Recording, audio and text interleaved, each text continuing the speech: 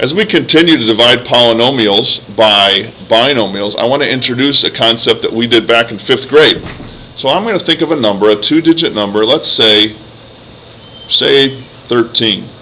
And we're going to say we want to divide that into 4,084. Now, obviously when I write 4,084, the 0 is important. I don't write 4,084 as 484. That 0 holds a very important position. It's a placeholder. And we're going to talk about the importance of placeholders today. So, as we write our number, we need to remember placeholders are important. Obviously, 13 goes into 40. 39 is 3 times 13 is 39. We subtract and get 18. Now, when we bring that down, 13 goes into 18 one time.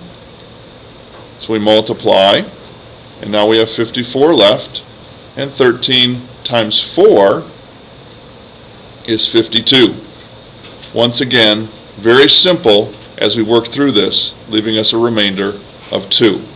So that would be plus 2 over 13. So when we have a 0 as a placeholder, we need to remember that that's going to go in and hold that position. Alright, so let's take this idea and then apply it to dividing polynomials.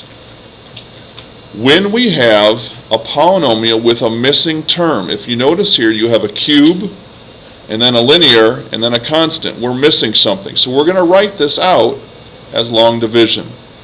4x cubed, and I'm going to leave a space there, plus 5x minus 3. In that space, I need to fill that space with my x squared term. Just like we have a 0 on this problem for the hundreds position, we need to have a 0 in this problem for the x squared position. So, now we're going to do the problem just like normal and put 2x minus 1 on the outside. We go out to the side and we ask ourselves the same question. 4x cubed equals 2x times blank. What goes in the blank? Well, Jackie, what goes in that blank there? 2x times what is 4x cubed? Alright, so Jackie says 2x to the second. So we're going to multiply that. 4x cubed minus 2x squared. Now we go through just like before. We change our pen color. We subtract each one. Notice the plus on the 2x now. We add them up vertically. 2x squared, and the next step is to bring down the 5x. I go off to the side here, and once again now I say 2x squared equals 2x times blank. Once again, Jackie, 2x squared equals 2x times what? Okay, so we have an x there, and just as a reminder, was a 2x squared up in the top. So we're going to put that plus x, or plus 1x if you want to have that right there, and now we multiply. 2x squared minus 1x. Once again, we go through and subtract. 5x plus 1x is 6x minus 3.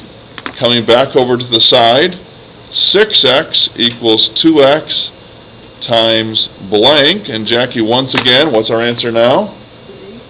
Positive 3, so we put a plus 3 up top. We multiply 6x minus 3, and when we change the signs this time, what's nice is everything drops out. And so that's our answer. The important idea today that we're looking at is we need to make sure that we fill in missing terms. So when you start a problem, carefully examine it. Does it have missing terms? Alright, let's look down at number 2. We're going to write this as long division. X to the 4th. Any x cubes? No. So, stick in a 0x cubed there. Plus x squared plus x minus 3. And the x minus 1 goes out front. Alright, here we go. X to the 4th equals x times blank. That's got to be x cubed. So we put an x cubed up there. We're going to multiply x to the 4th minus 1x cubed. Go through, change the sign, and subtract. So we have 1x cubed plus 1x squared. We multiply x cubed equals x times blank again. Well, now it's x squared So plus x squared, multiply and get x cubed minus x squared. Go through and subtract and change the signs. Now we have 2x squared plus x. Go through. 2x squared equals x times blank. That's a 2x. Multiply and get 2x squared minus 2x. Go through and subtract. Make that a plus. As we continue here, let's move this up a little bit. We're going to add this up and we get 3x minus 3. Finally, 3x equals x times blank. Finally, we have a 3 there, so I'm going to put a plus 3.